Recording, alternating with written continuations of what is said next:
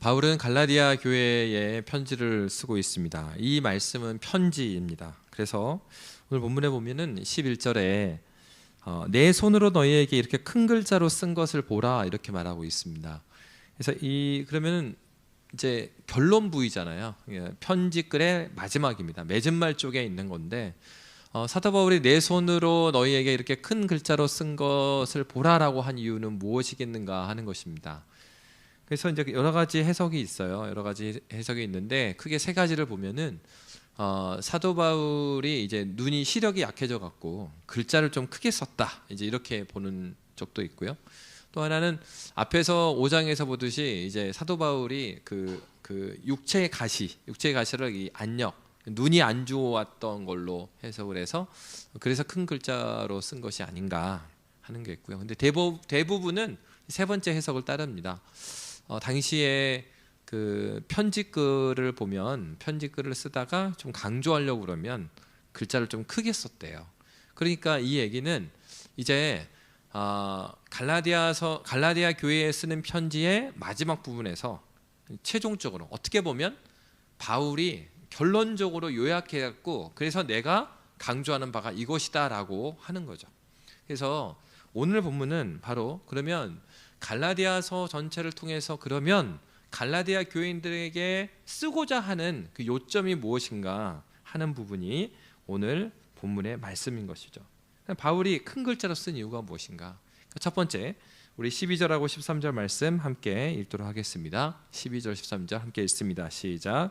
무릇 육체의 모양을 내려 하는 자들이 억지로 너희에게 할례를 받게 함은 그들이 그리스도의 십자가로 말미암아 박해를 면하려 함뿐이라.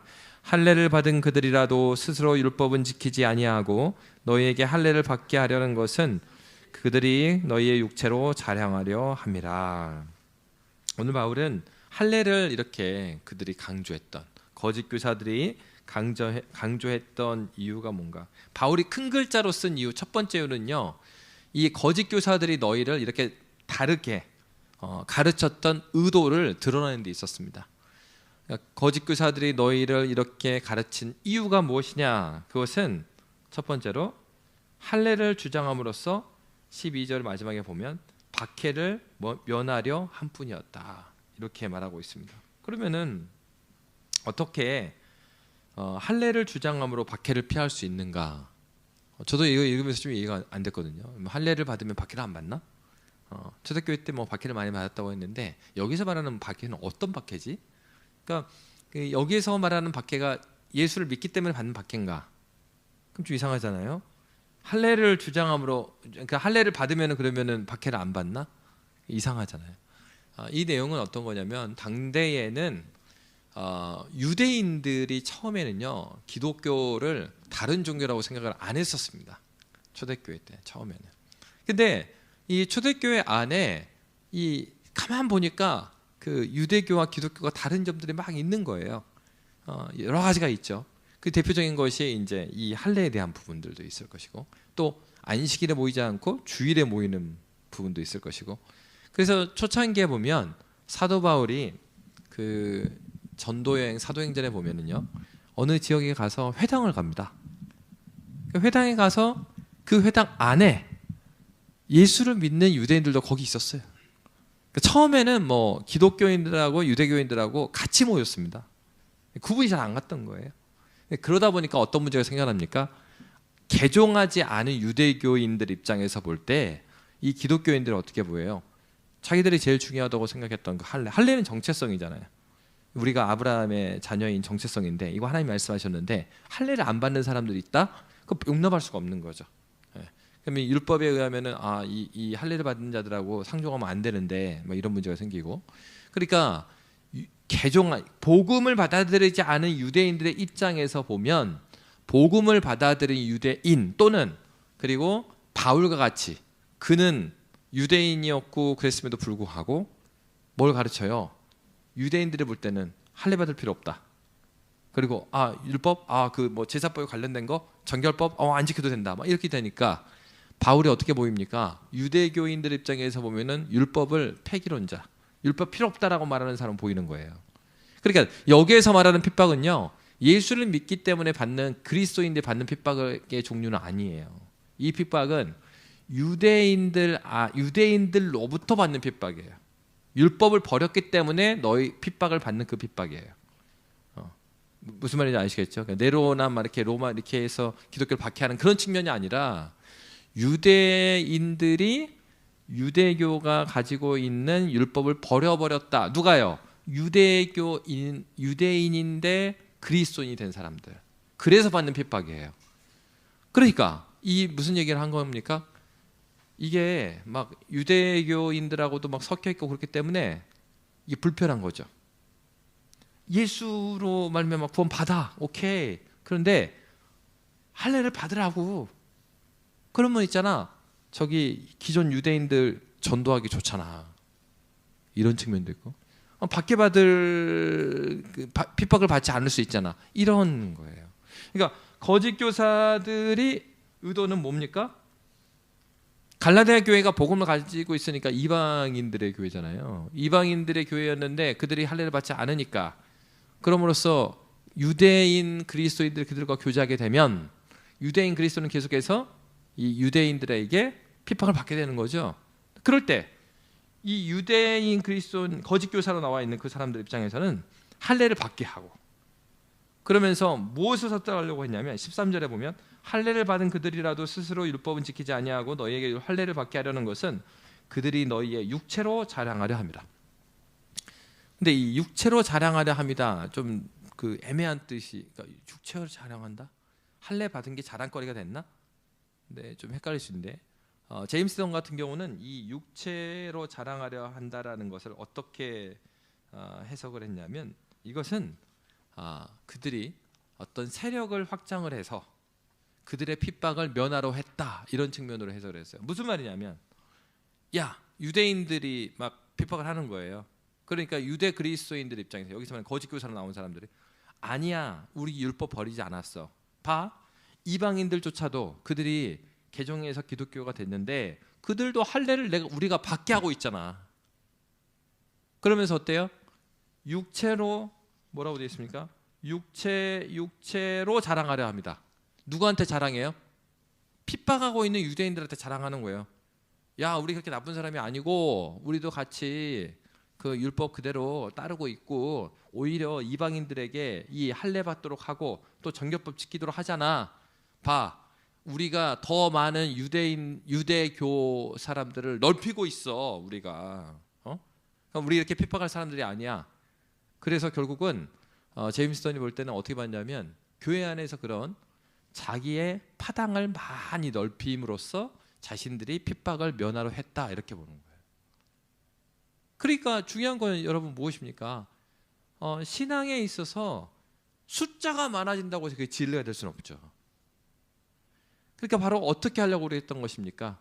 자신들을 따르는 많은 거짓 교사들이 자신을 따르는 사람들을 많이 만들므로 말미암아서 핍박도 넘어가게 하고 그리고 또 한편으로 어때요? 그래 그 복음 예수를 믿어서 구원받는 그 복음도 지키고 일거양득의 일석이조 아니냐. 사실 여러분 이렇게 하면은 관계적인 측면에서 굉장히 좋을 줄 몰라요. 이제 한국 교회에서도 그런 경우가 많죠. 특히 이제 그 세례에 대한 부분들이 많이 한국 교회가 그 양보가 되어 있는 부분 중에 하나입니다. 그래서 예를 들어서 천주교인들 같은 경우에는 어떤 그 사람이 돌아가시게 생겼으면 예를 들어 전쟁터예요. 그러니까 전쟁터에서 이분이 죽게 생겼어요. 그러면은 이 사람이 영세를 안 받았어도 그 가서 아무나 가서 영세를 줄 수 있게끔 해놨어요. 그 왜? 영세 자체가 그러니까 세례 자체가 구원에 이르게 하는 효력을 갖고 있다고 보기 때문에. 근데 이거 성경에서 그렇게 말하고 있지 않거든요. 그러니까 고넬료 같은 경우에도 이방인이었잖아요. 그러니까 할례를 받지 않았는데 성령이 임하거든요. 그리고 나서 오히려 나중에 세례를 주잖아요. 베드로가 가서. 그러니까 이런 모습들을 보면은 이 성경에서 말하는 진리가 아니에요. 그런데 우리가 신앙생활을 해 나가면서 이걸 그렇게 활용하면 전도가 더 되지 않나요? 죽음을 앞두고 있는데 그 사람이 그리스도 예수를 믿는다고 고백을 하지 않는데 그 막 세례를 줘야 가족들이 다 구원받고 전도가 되지 않느냐. 그래서 한국교회에서 이 세례를 많이 줘요. 왜? 전도를 위해서. 그러나 성경에서 말하는 세례를 전도를 위해서 사용했느냐? 안 그렇거든요. 세례는 무엇입니까? 그리스도인, 하나님의 백성인 표로서. 그러니까 먼저 확인돼야 되는 게 뭐예요? 이 사람이 그리스도인이 확인돼야 되죠. 그리고 하나님의 언약에 의지하여서 이 사람에게 세례를 줌으로써 정말 그렇습니다. 공교회적으로 이 사람이 하나님 나라의 백성입니다. 딱 이렇게 인정해 주는 겁니다. 그러니까 이런 것들이 말하는 거예요. 거짓 교사들은 뭐 한 겁니까? 거짓 교사들처럼 하면은 문제가 될 건 없고 굉장히 핍박도 면할 수 있고 좋습니다. 그리고 자신의 생각들을 막 늘림으로써 자기의 정당성을 확보할 수가 있어요. 그러나 성경은 그렇게 말하지 않죠. 사도 바울은 말한 겁니다. 마지막에 강조하는 게 무엇입니까? 바로 교회는 숫자가 많아졌다고 해서, 그렇다고 해서 진리가 진리되는 것은 아니라 하는 겁니다. 여러분, 고린도 교회에 이런 경우가 많았죠. 고린도 교회 대표적으로 그 바울이 말하죠. 예수파도 있고 바울파도 있고 베드로파도 있고 아볼로파도 있고 그런다 그랬단 말이에요. 그러니까 교회가 어때요? 나름대로 사람들을 따르는 무리들이 막 생겨나는 거예요. 이게 교회를 하나 되게 하는 게 아니라 교회를 분열하게 만드는 일이 됐던 거죠. 그러니까 중요한 거는 영향력이 많아진다고 해서 진리 아닌 것이 진리가 되는 건 아니에요. 영향력이 많아지는 것이 그것이 진리인가? 아니죠. 무엇을 봐야 됩니까? 교회의 머리는 한 분이에요. 그리스도 예수가 우리 교회의 머리가 되셨는가? 누구를 따르고 그게 아니고 교회는 예수 따르는 것밖에 없거든요. 그러니까 예수 안에서 하나가 되는 것이 교회죠. 사탄의 전략이 세 가지가 있대요. 첫 번째로는 거짓말하게 하는 겁니다. 두 번째로는 거짓말하게 되고 하니까 어떻게 됐어요? 이 거짓말을 따지면서 분열이 되는 거예요. 당을 짓게 되는 거예요. 그러면은 세 번째로 어때요? 이렇게 되면은 결국은 하나님의 말씀으로부터 교회가 멀어지게 되는 결과를 가져옵니다. 사탄의 전략은 그것입니다. 바로 거짓 교사들은 이 명칭 거짓 교사로 돼 있잖아요. 그들이 전하는 메시지가 거짓이죠. 그렇게 해서 어떻게 해요? 거짓말을 하게 되고 그들이 분열하게 만들고 그렇게 함으로써 하나님과의 관계가 멀어지게 하는 겁니다. 여러분, 이것은 비단 갈라디아 교회에서만 일이 아니에요. 성경에 그것을 징계합니다. 창세기 말씀에 보면은요, 창세기 2장 25절에 보면 아담과 그의 아내 두 사람이 벌거벗었으나 부끄러워하지 아니하였다 이렇게 말해요. 하나님께서 아담과 하와를 만들었는데 그들이 벌거벗었을 때 부끄럽지 않았어요. 그런데 창세기 3장 7절에 보니까 이에 그들의 눈이 밝아져 자기들이 벗은 줄을 알고 무화과 나무 잎을 엮어 치마로 삼았더라. 부끄러워진 거예요. 왜 그렇습니까? 그러니까 어느 목사님이 어떻게 해석했냐면 창세기 2장 25절에서는 어떻게 본 거예요? 한 몸인 거예요. 한 몸이기 때문에 부끄럽지 않아요. 그런데 죄가 들어오고 나니까 창세기 3장 7절에 보니까 부끄러워져요. 왜? 이제 한 몸이 아닌 거예요. 나누어져요. 창세기 말씀에 보면은 아담과 하와가 서로 잘못한 거 안 나옵니다. 서로 간에 부부 싸움 했더라. 그래서 서로 이렇게 뼈 중에 뼈인데 이제는 주님이 나와 함께 있게 하신 저 여자가 이렇게 말하잖아요. 근데 그 원인에 대해서 부부가 이렇게 마음이 상해서 서로 싸웠더라 이렇게 안 나와요.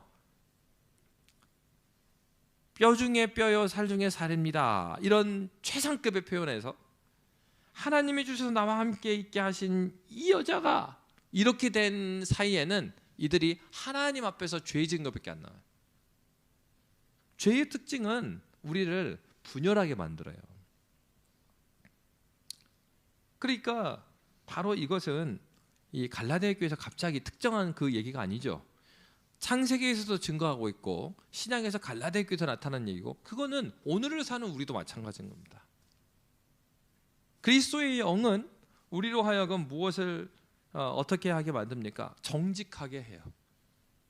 하나님 앞에서 정직함으로 나아가게 합니다. 하나님 앞에서 정결함으로 나아가게 합니다. 하나님 앞에서 거룩을 추구하게 만듭니다. 주의 성령이 하시는 일이 무엇입니까? 분열하고 당짓게 하는 것이 아니고 그 거룩함을 닮아서 하나님 안에서 하나 되게 하는 것이 성령께서 하시는 일이에요. 바로 갈라디아 교회의 사도 바울은 이 부분을 이야기하는 것입니다. 거짓 교사들이 하는 것은 무엇이었습니까? 자기의 세를 늘려서 진리보다는, 하나님의 말씀보다는 자기의 세력을 늘려서 박해를 받지 않는 것, 이것이 그들의 목적이었습니다. 두 번째로, 그러면 이 큰 글자로 쓴 이유가 무엇인가? 우리 14절 15절 말씀 함께 보도록 하겠습니다. 14절 15절 함께 읽습니다. 시작. 그러나 내게는 우리 주 예수 그리스도의 십자가 외에 결코 자랑할 것이 없으니 그리스도로 말미암아 세상이 나를 대하여 십자가에 못 박히고 내가 또한 세상을 대하여 그러하니라.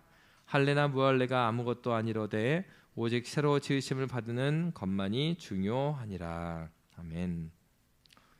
둘째로 사도 바울이 말한 거, 큰 글자 강조했던 두 번째는 뭐냐? 첫 번째는 거짓 교사들 자체가 정말 진리를 추구하는 사람이 아니었다. 오히려 거짓말하고 당짓게 만들고 그리고 세력을 늘리는 것이 그들의 목적이었다는 것을 밝혀준 것이고, 두 번째로 큰 글자로 쓴 강조점은 신자는 어떤 사람이라는 거예요? 그리스도의 십자가 외에 자랑할 것이 없는 사람이다. 할례를 했구나, 뭐 율법을 지켜, 그게 아니고 그리스도의 십자가에 자랑할 것이 없는 사람이 신자이다. 그러니까 이런 사람들한테 중요한 게 무엇이겠어요? 15절 말씀에 할례나 무할례나 아무것도 아니다. 그러니까 할례를 받거나 무할례를 받거나 이게 중요한 게 아니라 무엇이 중요하다고요? 오직 새로 지으심을 받는 것이 중요하다. 이게 새로 지으심을 받다, 이 단어가 어떻게 되어 있냐면 카이네크티시스예요. 근데 요 동일한 단어가 어디에 나오냐면 고린도 후서에 나와요. 고린도 후서의 5장 17, 18절의 말씀을 제가 읽어드릴게요. 여러분 다 아시는 말씀이에요. 그런즉 누구든지 그리스도 안에 있으면 새로운 피조물이라. 이 단어가 그 단어예요. 새로운 피조물이래요. 이전 것은 지나갔으니 보라 새 것이 되었도다. 모든 것이 하나님께로서 났으며 그가 그리스도로 말미암아 우리를 자기와 화목하게 하시고. 새로운 피조물이 된 내용은 뭐예요? 하나는 화목. 누구와? 하나님과 화목하게 하신 것. 그 사람이 새로운 피조물이죠. 두 번째로는요, 우리를 자기와 화목하게 하시고 또 우리에게 화목하게 하는 직분을 주셨다라고 말하고 있습니다. 여러분, 하나님께서 성도들에게 주신 교회에게 주신 가장 큰 직분은 화목입니다. 첫째는 하나님과의 화목이에요. 그리고 두 번째로는 우리가 화목을, 하나님이 주신 화목을 경험한 자면 화목을 위해서 살아간다는 것이, 그것이 우리에게 주신 최고의 직분입니다. 바로 사도 바울은 무엇을 말합니까? 사도 바울이 강조하는 것은 너희의 부르심은 화목하게 해서 그 화목을 전하는 자가 너희들의 사명이다. 근데 그것을 무엇으로 말미암아 가능한 거예요? 그리스도의 십자가 외에는 자랑할 것이 없다. 예수 그리스도의 십자가가 우리에게 주신 것은 바로 화목하게 하는 직책임을 말해주고 있습니다. 그러니까 이 갈라디아 교회 안에도 거짓 교사 들어오니까 누가 맞냐 그러면서 누가 맞는지 막 따지면서 분열이 되게 되니까 뭐 이쪽 사람 막 이렇게 분열이 되게 당이 지어지는 거예요. 그게 아니라는 거죠. 바로 하나님께서는 새로운 피조물을 만들어서 화목하게 하신다. 분열되는 게 아니고 하나 되게 하시는 것이다. 그러면서 사도 바울은 마지막으로 이렇게 말하고 있습니다. 우리 16절 말씀 함께 읽도록 하겠습니다. 시작. 무릇 이 규례를 행하는 자에게와 하나님의 이스라엘에게 평강과 긍휼이 있을지어다. 그러면서 화목하게 하는 직책을 행했을 때 너희가 하나님 그리스도 예수의 십자가로 말미암는 화목을 경험했고, 그 화목하게 하는 직책을 감당하는 자에게 주어지는 은혜가 뭐냐? 16절에 평강과 긍휼이 있을 것이다, 이렇게 말하는 겁니다. 여러분, 이 평강은 무엇입니까? 여러분, 죄가 처음 이 땅에 들어왔을 때, 다시 창세기 말씀을 살펴보면 창세기 3장 7절에 이런 말씀이 있습니다. 이에 그들의 눈이 밝아져 자기들이 벗은 줄을 알고 무화과 나무 잎을 엮어 치마로 삼았더라. 이들이 범죄하고 나니까요, 그 성경의 창세기 말씀 어떤 말씀이 있습니까? 하나님께서 에덴을 거니시더라. 근데 그때 아담이 거기 없어요. 그래서 하나님께서 뭐라고 물으십니까? 아담아, 네가 어디 있느냐? 하나님은 매일매일 아담과 함께 거닐었던 거예요. 계속적 용법으로 되어 있어요. 하나님께서 매일 걸어주셨어요. 누구랑요? 아담이랑. 근데 그날따라 아담 없어요. 하나님 앞에 죄를 짓고 나니까 아담과 하와가 숨었습니다. 무엇입니까? 평화가 깨졌어요. 하나님의 화목을 경험하고 화목하게 하는 직책을 가지고 있는 자에게 오는 것은 평화입니다. 평강입니다. 그래서 예수님께서 뭐라고 말씀하셨습니까? 평안이 너희에게 있을지어다. 그리스도 예수 안에 은혜 가운데 있는 사람의 특징은 이러한 평강, 평화가 있는 것이죠. 그래서 여러분, 이들이 무화과 나무로 자기의 몸을 가렸습니다. 근데 창세기 3장 21절에 보면 이런 말씀이 있어요. 여호와 하나님이 아담과 그의 아내를 위하여 무엇을 만들어 줬어요? 가죽옷을 지어 입혔다. 이거 무엇을 상징하고 있는 것일까요? 무화과 나무는 누가 만들었습니까? 네, 자기들이 만들었어요. 근데 가죽은 누가 만들어 줬대요? 하나님께서 만들어 주셨습니다. 이것을 어떻게 해석하고 있느냐? 이사야 말씀은 이렇게 보고 있어요. 이사야 59장 6절에 바로 이 사람이 지어 입은 무화과 나무 옷에 대해서 이렇게 말합니다. 그 짠 것으로는 옷을 이룰 수 없을 것이요, 그 행위로는 자기를 가릴 수 없을 것이며, 그 행위는 죄악의 행위라 그 손에는 포악한 행동이 있으며. 사람은요, 죄를 지은 다음에 자기의 지혜와 자기의 노력으로 무화과 나무를 해서 첫사람 아담이 옷으로 가렸어요. 근데 이사야 선지자 뭐라고 그래요? 그 짠 것으로는 옷을 이룰 수 없다라고 얘기하는 거예요. 무엇을 말해주고 있습니까? 범죄하고 나서 온 것들은 불안함이었습니다. 하나님에 대한 적개심이었습니다. 하나님이 친근한 친밀한 관계에서 하나님이 두려워진 것입니다. 그래서 하나님의 눈을 피했습니다. 무소부지하신 그 하나님을 피할 수 있겠어요? 피할 수 없지요. 그럼에도 불구하고 그들은 나무 뒤로 숨었어요. 거기에서 멈추지 않죠. 두렵기 때문에 그들을 지키고자 무화과 나무로 옷을 해입었습니다. 오늘날 우리도 마찬가지 아닙니까? 하나님 앞에 죄를 지으면 우리 나름대로 우리가 해결해 보려고 하나님께 정직하게 나가기보다, 아까 사탄이 전략이 뭐라고 그랬습니까? 첫 번째, 거짓말이거든요. 정직한 영을 새롭게 해 주십시오. 정직하게 하나님께 나가지 못하게 하는 것이 사탄의 전략이에요.